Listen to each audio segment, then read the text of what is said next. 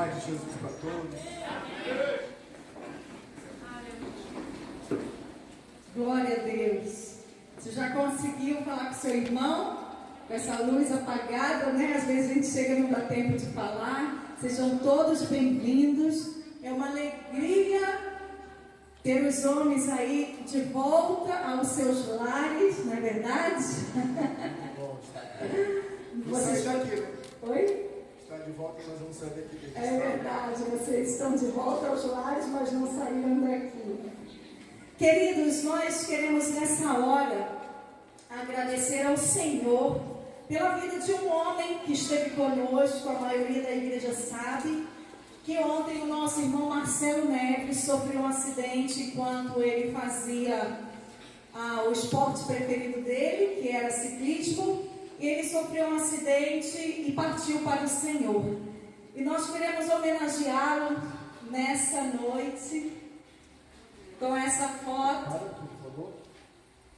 Ele esteve aqui há 2, 3 semanas, mais ou menos. Há 20 dias atrás exatos, o Marcelo esteve conosco.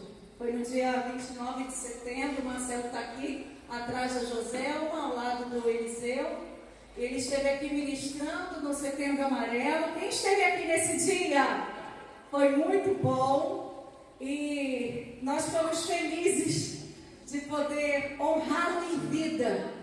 A gente está fazendo essa homenagem hoje porque talvez você não conhecesse, mas o Marcelo, ele operava diretamente no Instituto EIA. Nós sempre fazemos aqui a propaganda, os anúncios, todo domingo falando do Instituto EIA. Ele foi um daqueles que ajudou a construir o Instituto EIA, a plataforma digital. Ele era o gestor técnico e ele esteve sempre operando. Então você talvez não conhecesse de perto, só conhecia de nome, mas esse é o Marcelo que esteve conosco, vai fazer muita falta. E no dia do lançamento do livro dele, eu estive lá em São Pedro prestigiando, e a gente já havia ganho o livro dele, e eu levei para ele autografar. E eu queria ler um trecho do livro dele para nossa reflexão, que fala sobre a importância de um legado verdadeiro, o legado pessoal. Quando pensamos no legado de uma pessoa,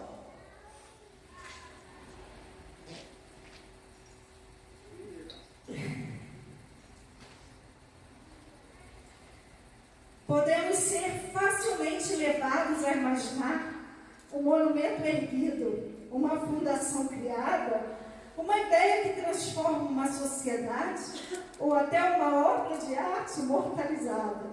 Contudo, o verdadeiro legado de uma pessoa pode ser algo muito mais simples, mas não menos profundo. São as relações que estabelecemos, os valores que passamos, os momentos que compartilhamos. O legado é uma teia invisível que conecta gerações e molda o futuro, sem que muitas vezes tenhamos a plena consciência disso. Toda ação tem um impacto.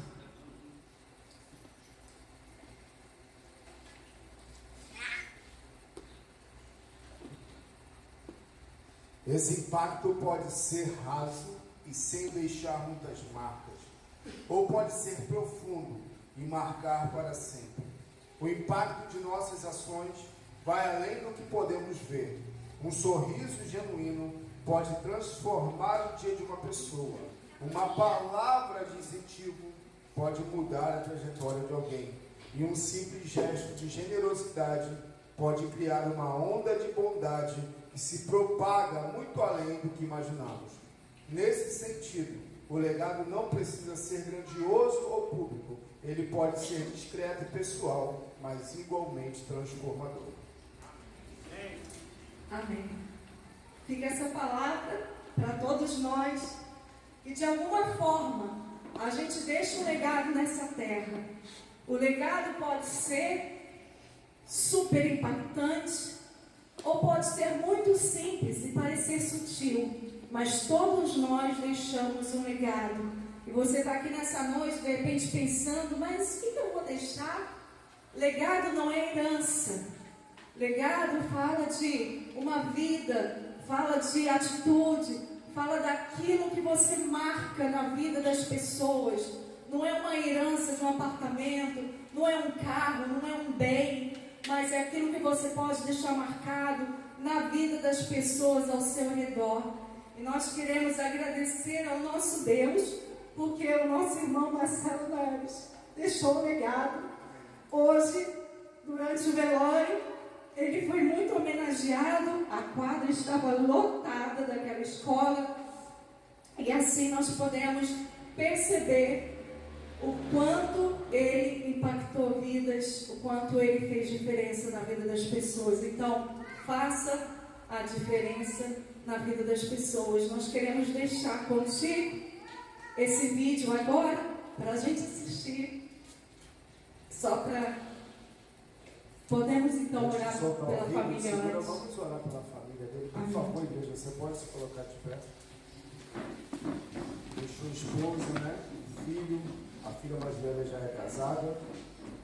E nós oramos, Senhor, em teu nome, pela vida da Fábio, da Rebeca, do João Vico, do Gabriel. Nós queremos orar por essa casa, abençoar essa família.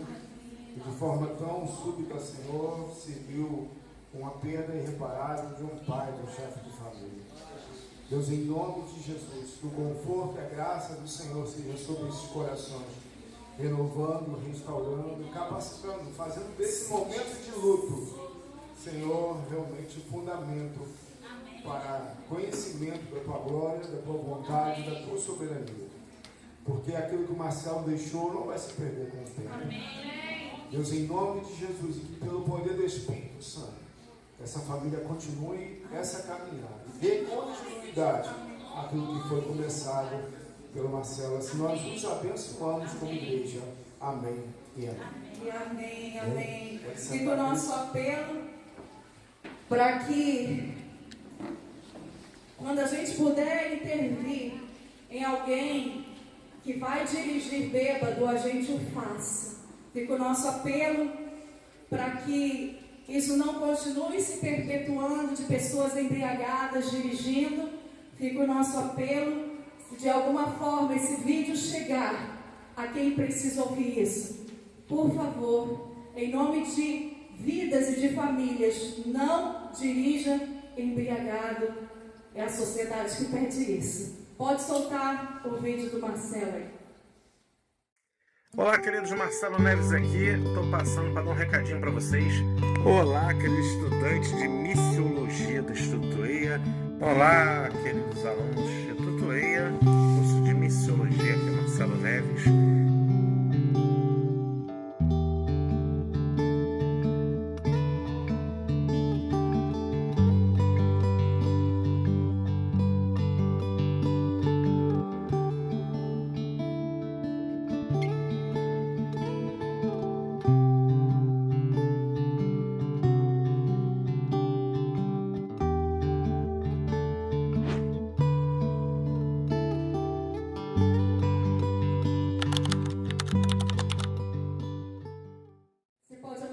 Senhor, para a vida dele.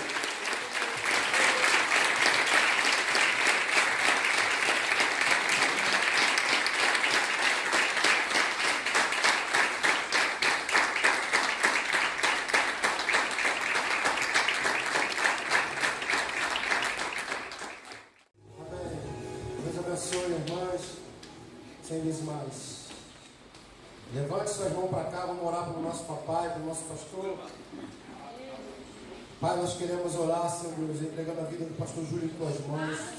Declaramos a boa mão do Senhor sobre ele, ó Pai, guardando, cobrindo, livrando ele de todo mal. Nós queremos declarar que a sua boca, Senhor Deus, será usada pelo Senhor, Pai, para ministrar aquilo que estamos precisando nessa noite, não o que queremos, mas declaramos nossos corações abertos para receber daquilo que o Senhor já tem preparado para cada um de nós neste lugar. E por isso eu oro, abençoo na vida do pastor Júlio, entrego ele em tuas mãos, e o Senhor usa ele nessa noite poderosamente, em nome de Jesus. Amém.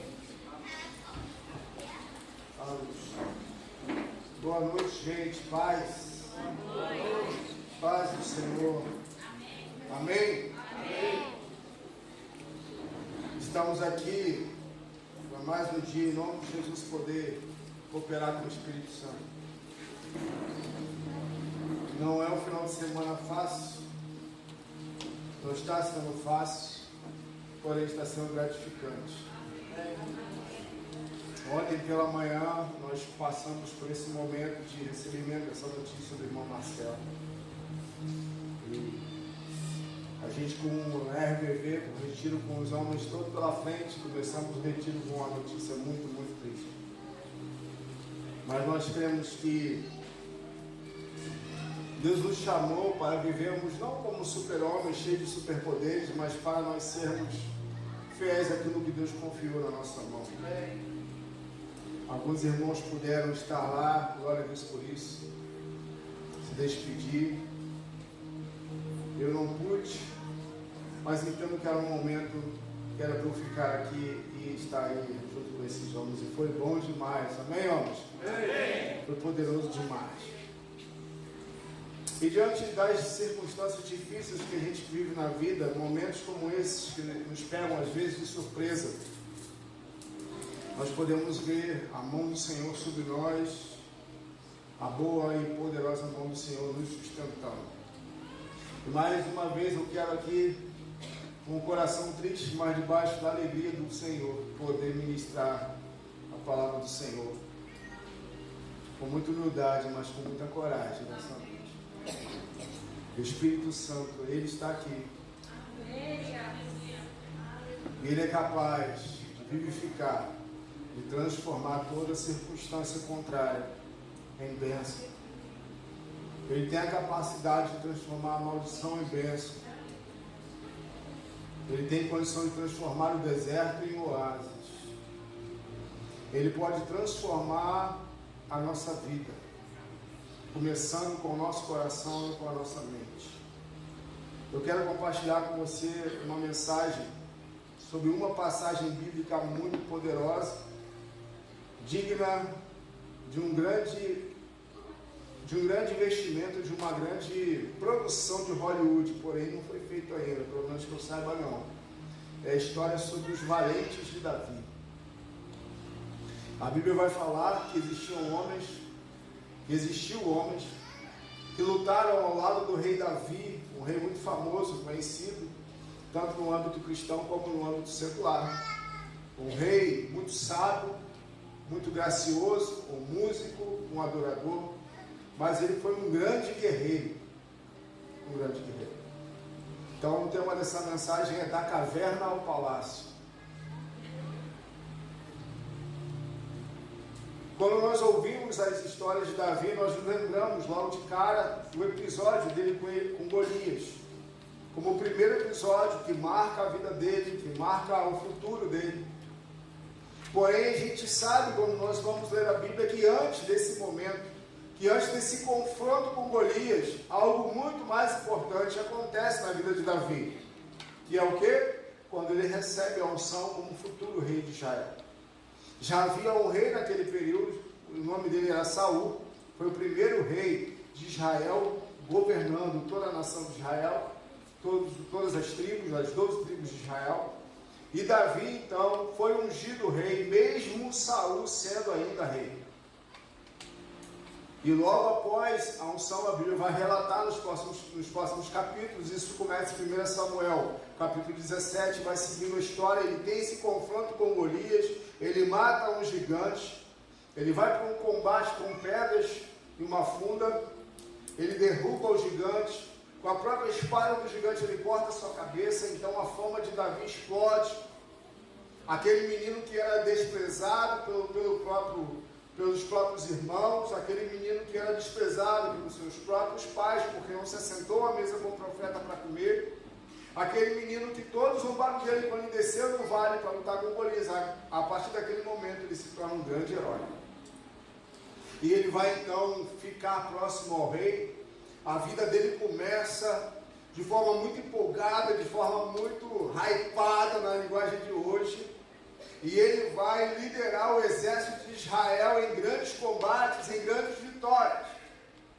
Tudo ia bem na vida dele. Até o dia que umas mulheres, rapaz, mulher é uma raça, vou te falar um negócio. É isso aí, sem elas nós não vivemos, crente. Até que umas mulheres resolveram cantar uma musiquinha. Você sabe qual a musiquinha que deu problema na vida de Davi? Saul venceu seus milhares e Davi seus 10 milhares. Na hora que Saul ouviu aquilo ali, irmão, acabou. Davi deixou de ser o xodozinho, o queridinho, e passou a ser inimigo ferrenho de Saul. Passou de amado a odiado, de reconhecido a desprezado novamente. E aí, Saul tenta matá-lo por 3 vezes. Porém, a Bíblia vai falar que Davi começa a se esconder, começa a sair, a se desviar, mas tem um momento que Davi não pode mais ficar perto de Saul, porque ele precisava preservar a própria vida. A Bíblia vai contar tudo isso na história, nos livros de Samuel, e Davi vai pulando de cidade em cidade, de cidade em cidade, de cidade em cidade, se escondendo, e Saul perseguindo. Essa trama, essa situação vai acontecendo, até o momento que Davi consegue encontrar refúgio em uma caverna muito famosa no meio dos crentes, chamada Caverna de... Vocês são fera demais.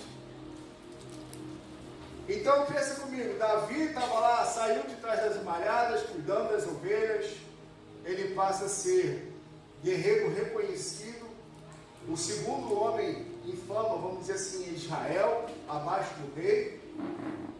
Porém, lembrando que Davi já havia sido ungido rei e uma promessa sobre ele de que um dia ele seria o rei de Israel. Então, eu posso imaginar esse jovem que saiu do interior, lá da roça, cuidando das ovelhas do pai. E roça naquela época era roça mesmo, né?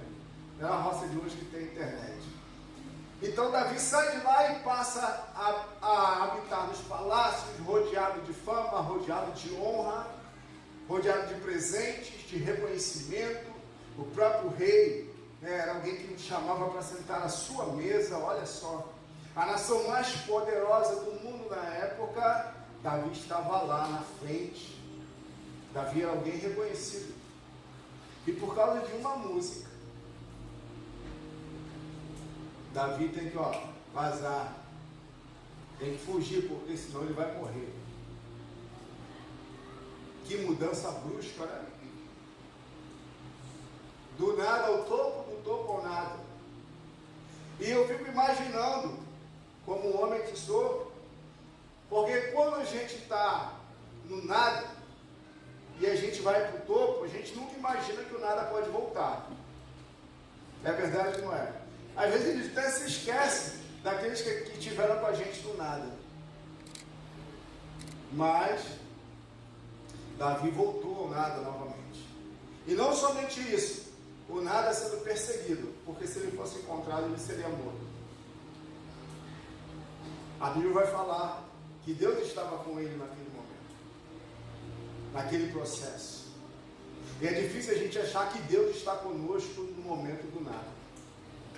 No momento que a gente cai, no momento que a gente perde tudo, no momento que ninguém mais está perto do nosso lado. E lá nesse lugar, nessa caverna, começam a chegar alguns tipos de homens perto dele. A gente vai ver aqui na Bíblia.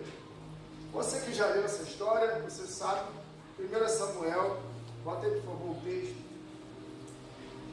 é 22, é isso? 1 Samuel 22, 1 e 2, bota aí, por favor. Davi fugiu da cidade de Gate e foi para a caverna de Adulão. Quando seus irmãos e a família de seu pai souberam disso, desceram até lá para encontrá-lo. Certo? Também juntaram-se a ele todos, nenhuma parte não, todos os que estavam em dificuldades,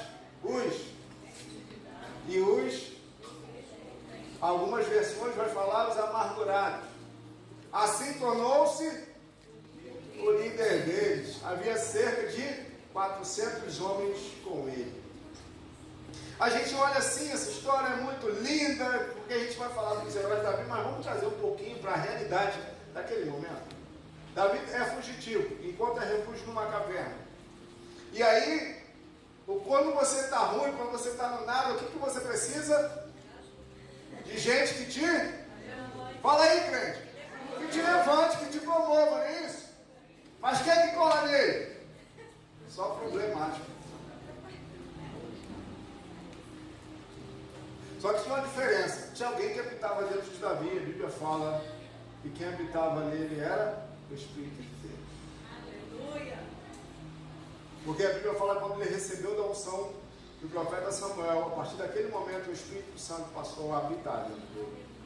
E assim é a vida daquele que todo que crê em Cristo, que tem o Espírito Santo. E qual a diferença entre Davi e aqueles homens? Era essa. Ele tinha o Espírito Santo. Ele podia estar no pior momento da vida dele, mas ele tinha Deus ao lado dele. E Deus é suficiente. Mesmo na caverna, Deus é suficiente. Mas eu fico imaginando o clamor do coração de Davi como homem na sua humanidade, pensando: Senhor, o negócio já está ruim para mim. Eu não posso sair da caverna, não posso aparecer em lugar nenhum. Como é que esses homens descobriram aqui? Aí você pensa assim: pô, 400 homens numa caverna, né? Que maneiro. É, mas lá não tinha banheiro, não tinha rede de esgoto. Dá para pensar, dá para imaginar, irmão? Dá ou não dá? 400 homens. A água não era como hoje, não tinha chuveiro. Então Davi aprendeu a governar na caverna. Pega isso nessa noite. Davi aprendeu a se governar e a governar pessoas na caverna.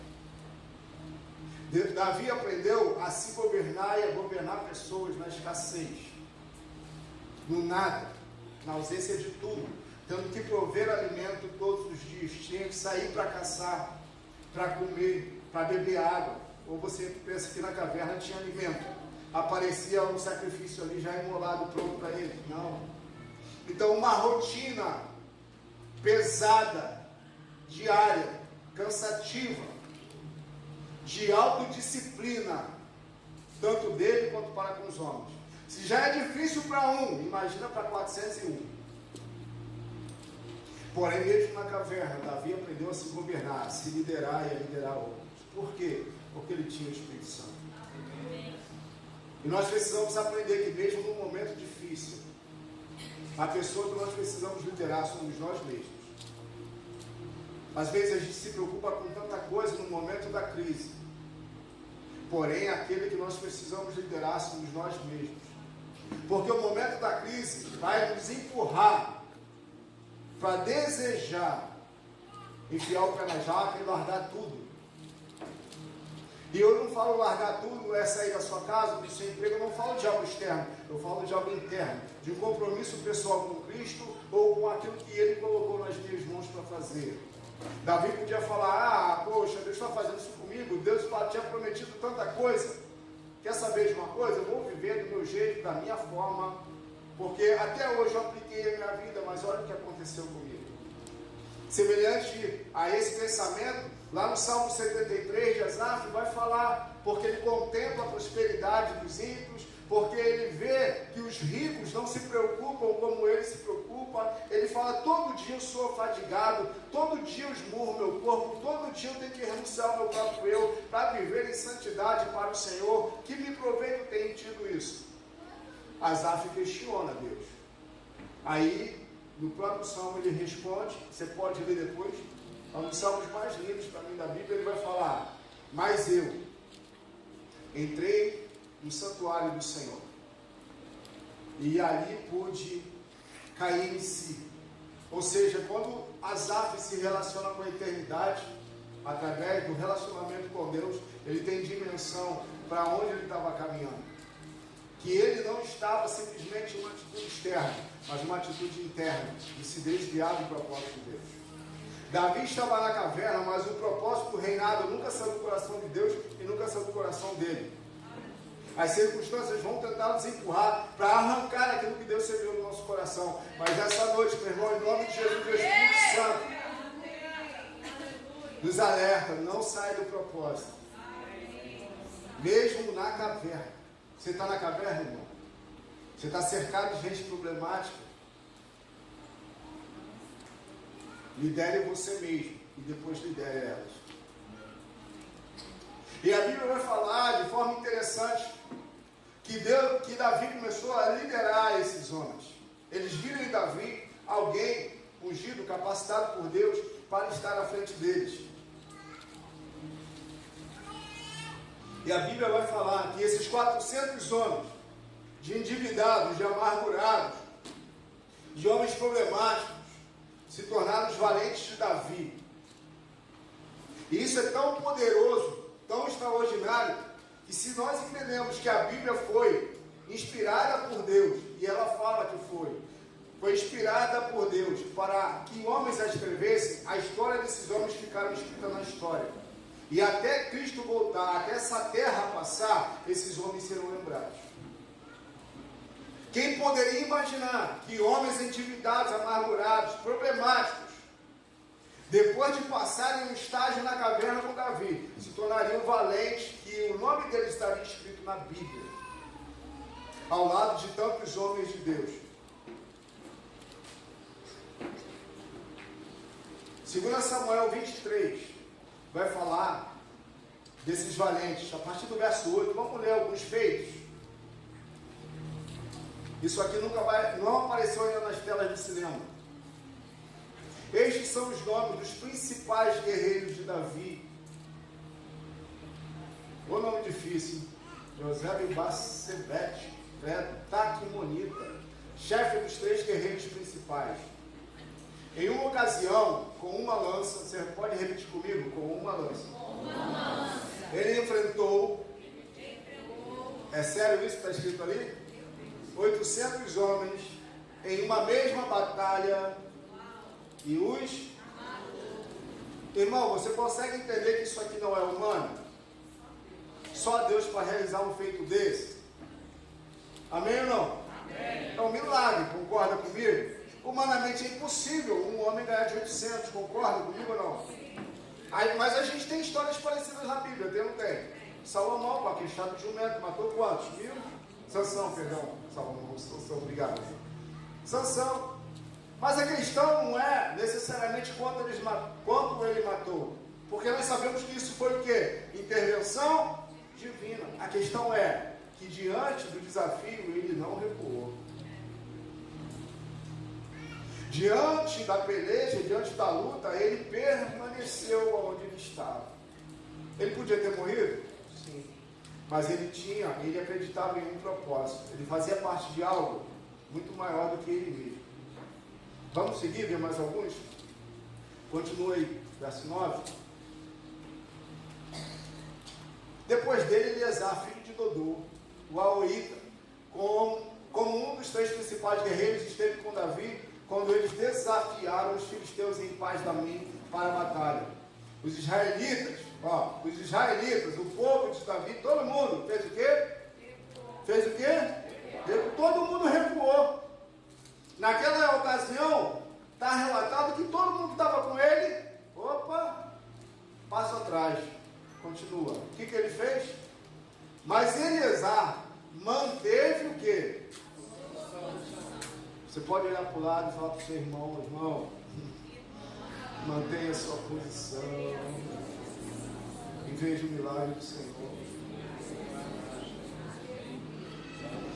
Ele manteve a sua posição e feriu os filisteus até que a sua mão, pelo cansaço, ficou dormente e a espada ficou grudada. Quem já virou muito concreto aqui sabe que às vezes no final do dia, né? A mão fica assim, ó. Para abrir você tem que forçar a mão. Vamos ver mais um feito? Sério. O Senhor concedeu uma grande vitória a Israel naquele dia e o exército voltou para onde Eleazar estava. Eleazar estava lá sozinho, lutando com a espada, matando um monte de gente. Quando a galera viu, vamos voltar. Tem um lá. mas somente para saquear os mortos. Por quê? Porque ele tinha ripado geral. Segue. Depois dele, Samar, filho de Ageu, o Aralita. Os filisteus reuniram-se em Leí, onde havia uma plantação de lentilhas.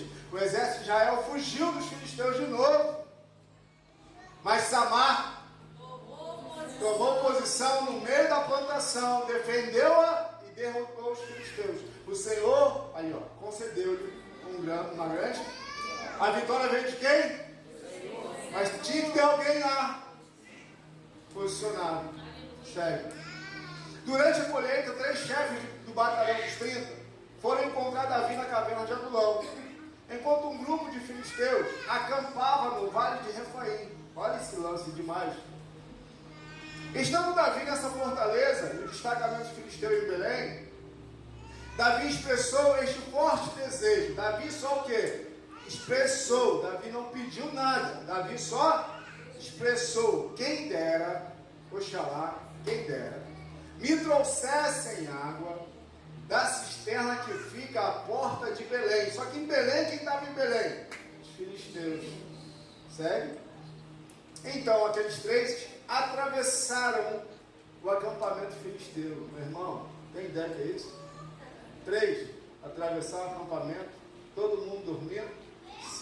Se uma lança cair, uma espada esbarrar em algum lugar, está todo mundo morto. Tiraram água da cisterna. Está lá 007. De Belém e trouxeram a Davi. Voltaram e trouxeram a Davi. Segue.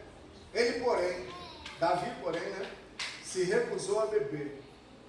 Em vez disso, derramou como oferta ao Senhor. Qual era o preço dessa água, irmão? As 3 vidas ali. E uma vida tem preço? É possível estimar o valor de uma vida, de uma pessoa? Davi falou, não sou digno de beber essa água. Eu fico imaginando aqueles homens assim. Caraca, a gente passou esse perrengue todo para trazer água para esse cara. E esse cara oferta ao Senhor. Te lembra de alguma oferta que escandalizou os outros? A de Maria, o vaso de alabastro. Então aqui, queridos, estão alguns feitos desses homens. Desse exército formado, forjado em uma caverna.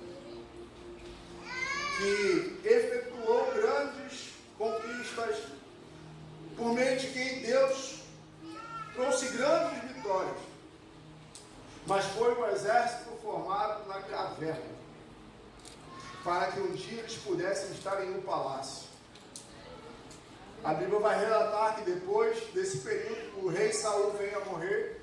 Na verdade, ele vem se suicidar, e Davi é então levantado como rei, primeiro em 2 tribos, depois em todas as outras. Davi vai reinar 40 anos, vai se tornar o padrão de reinado, vai ser um descendente de Cristo. Porém, esse homem aprendeu a governar em uma caverna. Ele aprendeu a organizar, a administrar os recursos, tanto humanos como recursos de alimento dentro de uma caverna. Mas normalmente nós queremos ir para o topo ou para algum lugar de reconhecimento sem passar pelos processos que a vida pode nos trazer. A questão é que nós não temos controle. Nós acabamos de homenagear uma pessoa que estava pedalando e um carro com uma pessoa embriagada veio e atropelou, matou essa pessoa. Nós não temos controle do amanhã, nem do hoje. Nós não podemos controlar as coisas nem as pessoas. Mas se nós tivermos a certeza para que nós fomos chamados, mesmo que a circunstância seja a mais difícil possível, nós vamos manter a nossa posição. Porque nós sabemos o que Deus preparou para nós. A Bíblia vai falar no Salmo 139, escrito por Davi. Eu quero encerrar aqui. Você pode abrir sua Bíblia ou projetar aqui o Salmo 139, nós lemos juntos. Um salmo muito precioso. Porque esses homens, Não sei se a pilha está acabando aí, dá uma olhadinha, tá? Isso, qualquer coisa eu pego no normal mesmo. Porque esses homens, eles chegaram naquele momento, naquela condição, dentro da caverna, em um momento de muita aflição. Encontraram alguém lá dentro mais aflito ainda do que eles. Porém, aquele alguém que estava lá dentro, que era Davi, ele sabia muito bem qual era o propósito de vida para ele. Ele sabia de onde ele veio e para onde Deus queria apontá-lo. Ainda que naquele momento nada disso fazia sentido. E no Salmo 139, Davi vai falar algo muito interessante, que nos ajuda a manter a nossa posição quando nós não estamos entendendo as circunstâncias.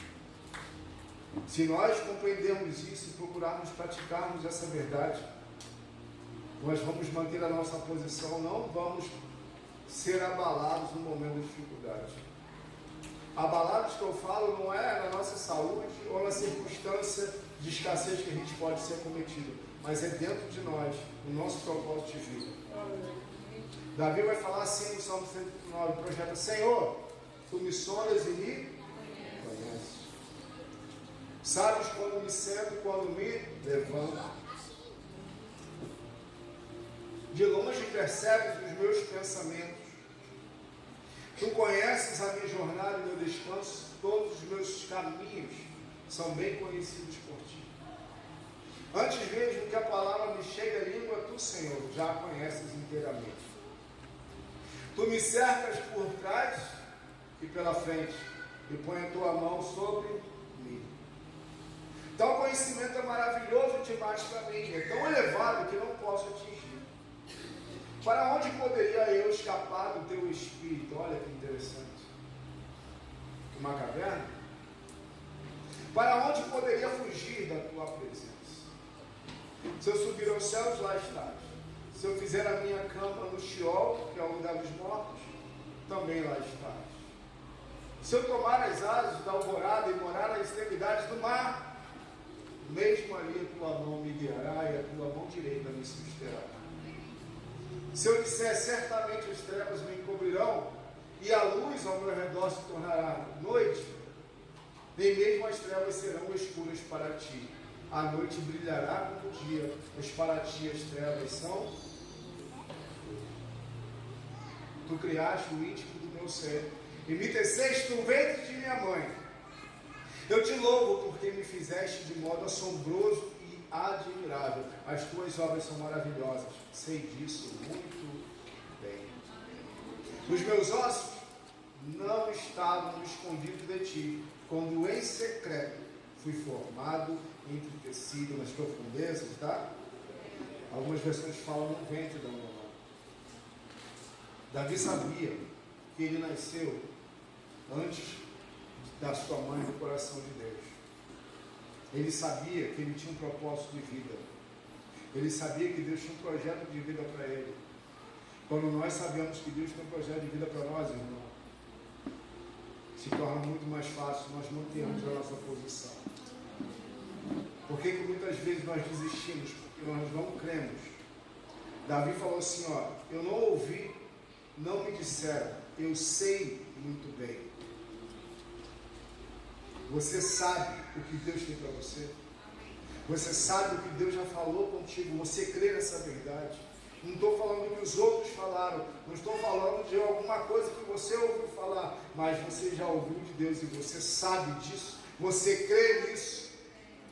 Porque se nós crermos, nós vamos ter condições de permanecer na posição. E nessa noite eu quero compartilhar isso com você. Não abra mão da sua posição. Nós vamos passar por momentos de luta, vamos pensar em desistir, com certeza. N vezes, inúmeras vezes. Porém, uma coisa que eu aprendi ao longo da caminhada com Cristo, ainda que eu nem esteja ouvindo Deus, mas parar de caminhar na direção dele eu não posso. Porque eu sei que se eu estou caminhando na direção dele, uma hora eu vou ouvir a voz, uma hora eu vou entender os processos que eu estou vivendo, uma hora que eu não queria trevas à minha frente, um dia vai se tornar luz, e um dia que pode ser choro, amanhã se transformará em alegria. E sei que ainda que eu pense que esteja mal, num dia difícil, tem muita gente pior do que eu.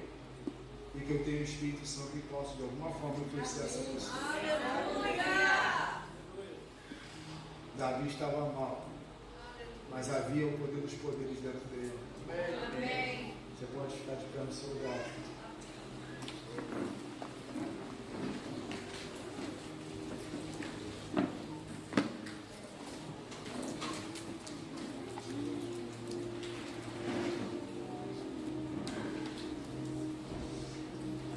Não vim aqui te dar uma mensagem coach. Ninguém me faz de conta, mas isso é a própria palavra de Deus, a história bíblica de alguns homens que fizeram história.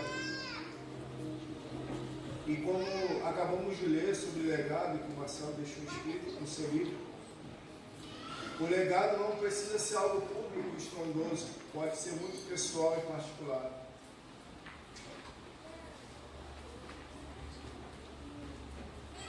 Porém, ele precisa ser estabelecido em lugares como uma caverna.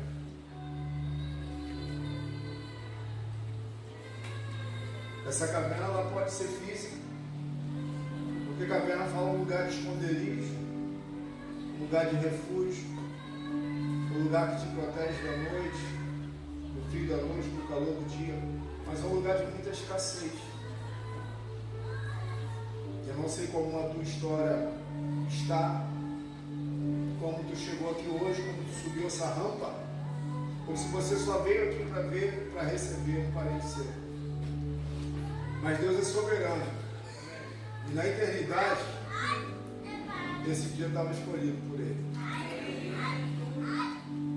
Eu creio nessa verdade. Amém? Você pode fechar os seus olhos? Vamos orar. Espírito Santo, a tua palavra é verdade. Aleluia. Nós vemos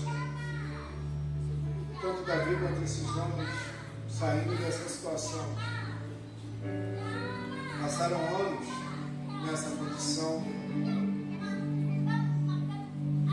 anos de treinamento, guerras, enfrentamentos, perdas, aflições. A Bíblia vai relatar que esses homens choraram quando suas esposas, seus filhos foram sequestrados. Eles choraram profundamente, desesperados. Porém, a Bíblia relata que Davi, depois de chorar, buscou o Senhor, se renovou em Deus, juntou esses homens e foi atrás da sua família. Eles foram atrás dos seus familiares. Eles lutaram e conseguiram recuperá-los. Mas se eles tivessem parado para reclamar, para murmurar, para questionar Deus, em um processo momentâneo, poderiam perder o propósito futuro. Você nasceu no coração de Deus. Você precisa acreditar nessa verdade. Eu não posso te fazer acreditar, mas a palavra fala. Davi falou: o Senhor me via, o Senhor enxergava os meus ossos. Eu fui formado de forma admirável, assombrosamente admirável.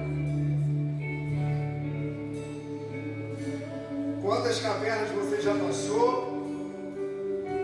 Ou até mesmo quantas você pode passar? Nós podemos passar por diversos motivos. Mas se nós tivermos Deus, nós temos o suficiente. E certos que um dia, como a palavra de Deus fala, aquele que é fiel no pouco, um dia será colocado sobre o muito. Seja fiel na caverna. Governe sua casa mesmo na escassez, porque quando Deus te conceder muito, o teu coração não vai se vangloriar. Aprenda, se disponha, lidere um amargurado, um endividado, usado por Deus para que um dia Deus possa colocar você em palácio, em lugares, em mesas em que você jamais imaginou sentar. Mas se nós não aprendermos, se nós não formos humildes o suficiente para aprender com o momento de caverna, Deus nunca poderá colocar diante de nós um momento de palácio. Se nós não formos fiéis na escassez, não seremos fiéis na abundância. Espírito Santo, assim como esses homens guerreiros viram o livramento do Senhor, assim, Senhor, nós sejamos encorajados hoje a não sair da nossa posição, ainda que aquelas pessoas que estão ao nosso lado ou estavam ao nosso lado fugiram, saíram, desistiram. Senhor, a caminhada com Cristo, nós vemos muitos desistir. Nós já vimos muitos abandonar esses caminhos.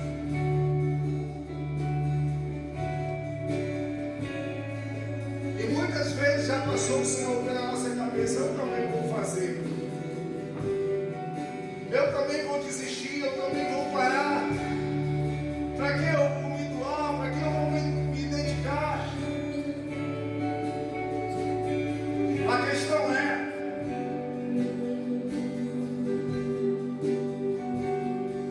por que eu faço isso? Por que você faz isso? Por que nós fazemos tudo isso? Por que nós estamos aqui? É por algo terreno? É por algo que esse mundo pode dar? É por algo que o dinheiro pode comprar? Não! Fala da eternidade. E a eternidade não tem preço, porque o preço foi pago na cruz do Calvário. Mantenha sua posição, homem de Deus. Mantenha sua posição, mulher de Deus. Mantenha sua posição, jovem de Deus. Peça ajuda, busque ajuda, não tenta vencer sozinho. Davi não venceu sozinho. Davi tinha Deus do lado dele, mas ele não lutou sozinho. Ele precisou de pessoas. Ele precisou de homens. Você pode precisar, mulher, de mulheres ao seu lado. Então saiba contar com aqueles que Deus colocou do seu lado. Tenha humildade para reconhecer as habilidades e todo o potencial daqueles que estão ao seu lado que você não tem. Sejam humildes. Eu quero orar com você mais uma vez. Você pode estar dentro de uma caverna, mas eu creio que existe um exército do seu lado que pode te ajudar em oração. Se você hoje está aqui e ter vivido uma caverna, um momento de muita aflição, nós queremos orar com você. Eu queria fazer esse apelo nessa hora. Se você quiser, você pode sair do seu lugar. Nós queremos orar lado a lado contigo.